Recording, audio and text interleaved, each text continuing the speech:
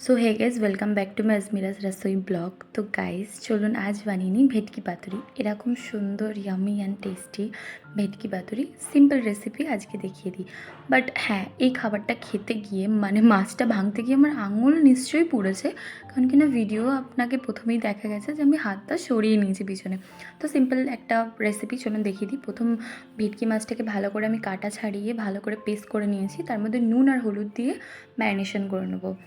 ভালো করে এটাকে লাগিয়ে নিতে হবে, গায়ে গায়ে লাগিয়ে নেওয়ার পরে এর সেকেন্ড গ্রেভি যেটা হবে সেটার জন্য চলুন।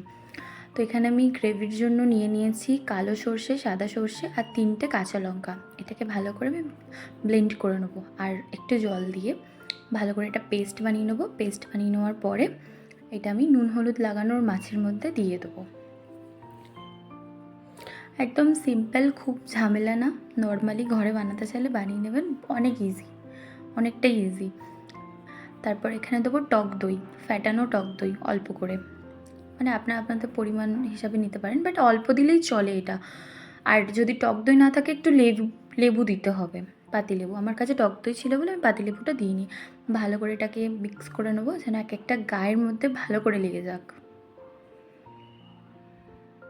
তারপরে মেন ইনগ্রিডিয়েন্টস হলো কলা পাতা। এটা তো লাগবেই, না হলে এর কোনো কাজ নেই। এটাকে আমি ফার্স্টে চাটুর মধ্যে এপিট ওপিট করে সেঁকে নেবো, নয়তো যখন ওটাকে দিয়ে আমি মুড়বো তো তখন কলা পাতাটা ফেটে যাবে যদি না এটাকে ভালো করে একটু সেঁকে নিই। আমার অলমোস্ট সেঁকা হয়ে এসছে, আপনারাও এইভাবে করে নেবেন চাটুতে।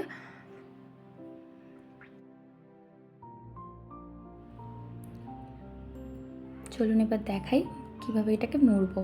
তো প্রথমে মাছটা নেবো আর সর্ষে দই দিয়ে যেই পেস্টটা ছিল মাছের মধ্যে ম্যারিনেশন, ওটা আমি এর উপরে এক চামচ দিয়ে দেবো। তারপরে হ্যাঁ, এখানে দুটো ইনগ্রেডিয়েন্টস আরও অ্যাড হয়েছে যেটা আমি বলিনি, ওটা হলো কাঁচা সরিষার তেল আর কাঁচা লঙ্কা। ওটা এতে দিতেই হবে, ম্যান্ডেটরি। এই ফার্স্ট দিয়ে দিলাম আমি সরিষার তেল আর তারপরে দুটো কাঁচা লঙ্কা। আপনাদের ঝাল হিসাবে কাঁচা লঙ্কা দুটো দিন, একটা দিন, কোনো ব্যাপার নেই।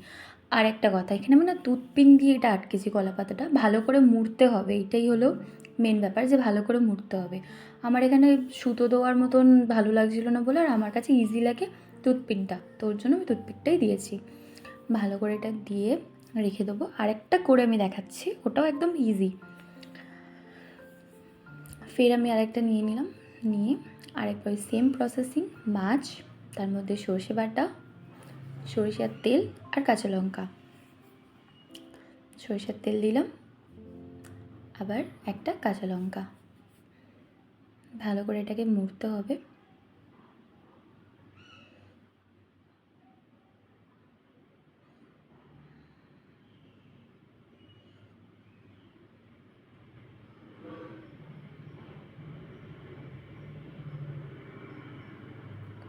মোড়া হয়ে গেল, টাটা। এবার আমি প্যানের মধ্যে তেল দেবো, কারণ এবার স্টিম করব। অনেকজনের আছে ডিপ ফ্রাইও করে, ডিপ ফ্রাইয়ের মধ্যে, বাট আমার ওটা ভালো লাগে না।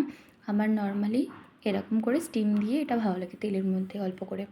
তো আমি এক এক করে মাছগুলো সাজিয়ে দিচ্ছি।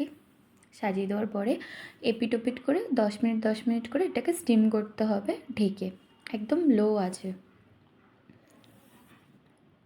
ভালো করে আমি এটাকে সাজিয়ে নিলাম, তারপর আমি এটাকে ঢাকা দিয়ে দেবো। এবার ঢাকা খুলে নিলাম 15 মিনিট পরের এই অবস্থা। এবার আমি এটাকে উল্টে দেবো আবার 15 মিনিটের জন্য। ব্যাস এরকম করে নিলে রেডি আমার